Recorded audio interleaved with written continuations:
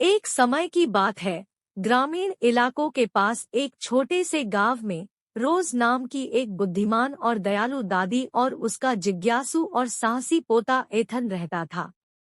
Ethan को अपनी दादी के साथ समय बिताना बहुत पसंद था, क्योंकि उनके पास हमेशा सुनाने के लिए आकर्षक कहानियां होती थी। एक धूप भरी दोपहर में एथन उत्सुकता से अपनी दादी के पास आया, जब वह अपनी रॉकिंग कुर्सी पर बैठकर एक किताब पढ़ रही थी।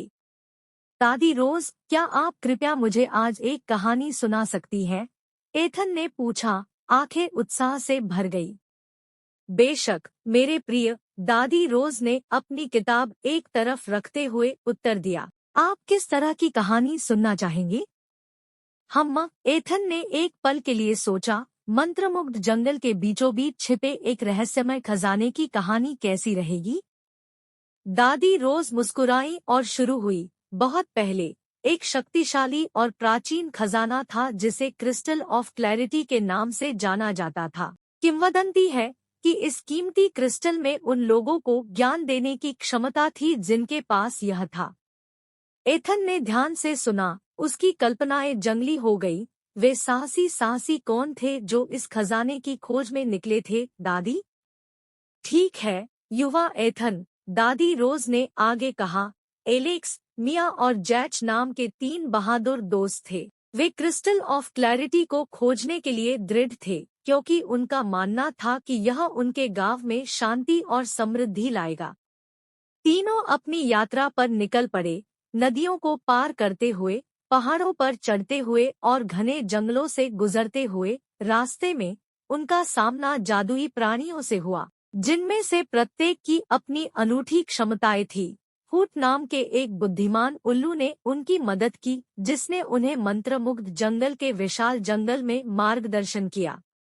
कई दिनों की खोज के बाद वे जंगल के भीतर एक छिपी हुई कुटी तक पहुँचे। कुटी के अंदर उन्होंने खुद को हर रंग के झिलमिलाते क्रिस्टल से घिरा हुआ पाया। जैसे ही वे सावधानी से कुटी के माध्यम से अपना रास्ता बनाने लगे, दोस्तों ने केंद्र में एक बड़े और चमकदार क्रिस्टल से दूर से आने वाली चमक देखी।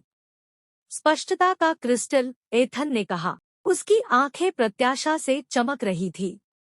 जैसे ही वे क्रिस्टल के पास पहुंचे, पूरी गुफा में एक आवाज गूंज उठी।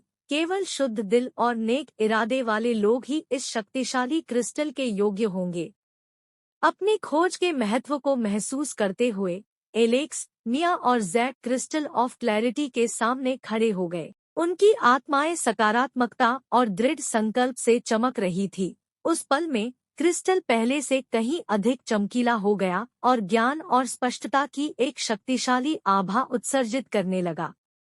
प्रत्येक मित्र ने बारी बारी से क्रिस्टल को पकड़ा और बदले में ज्ञान और आत्मज्ञान की वृद्धि महसूस की। उन्होंने सीखा कि क्रिस्टल की असली शक्ति इसे अपने पास रखने में नहीं है, बल्कि इसकी बुद्धि का उपयोग दूसरों का मार्गदर्शन करने और अपने गांव और उससे बाहर सद्भाव लाने में है।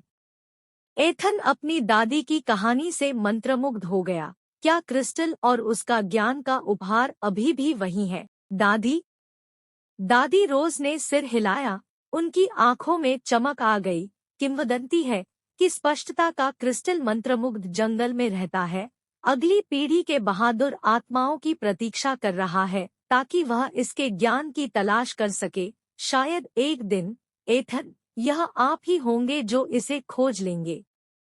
एथन मुस्कुराया। उसकी कल्पना को उसकी दादी के शब्दों से ऊर्जा मिली। मुझे ऐसी ही आशा है, दादी। बिल्कुल एलेक्स, मिया और जैच की तरह, मैं बदलाव लाना चाहता हूँ और दुनिया में ज्ञान लाना चाहता हूँ।